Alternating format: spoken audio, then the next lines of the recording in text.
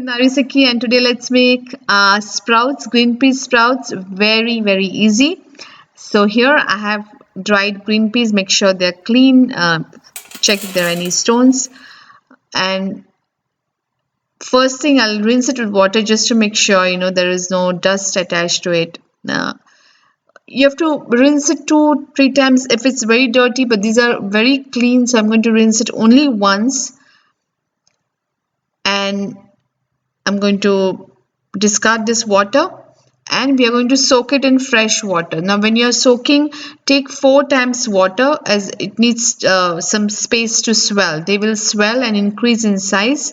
So I've taken 4 times water, and cover it and keep it aside for about 8 to 10 hours. And this is all what we have. They're nicely swollen and look so good.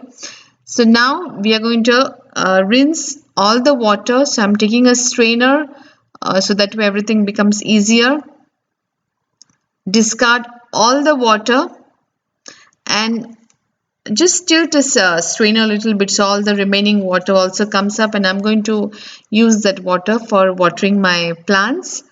So now you can keep it covered in a paper napkin, or you can keep it in a bottle, like closed bottle, but I like to keep it in a strainer because I have experienced that when it's strainer, the air passes and then it doesn't become that slimy touch is there to those beans or lentils, so that is not there. So I like to keep it in a strainer and cover it on top. I'm going to discard that water.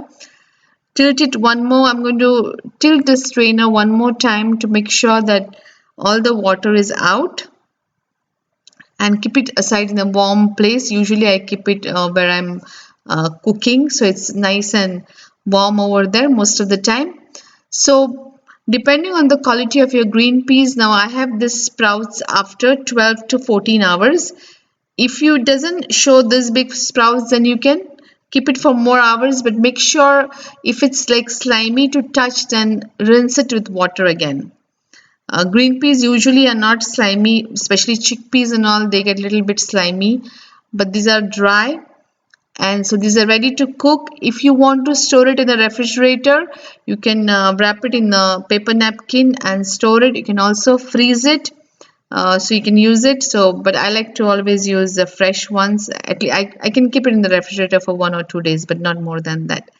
So enjoy your cooking and have a great day.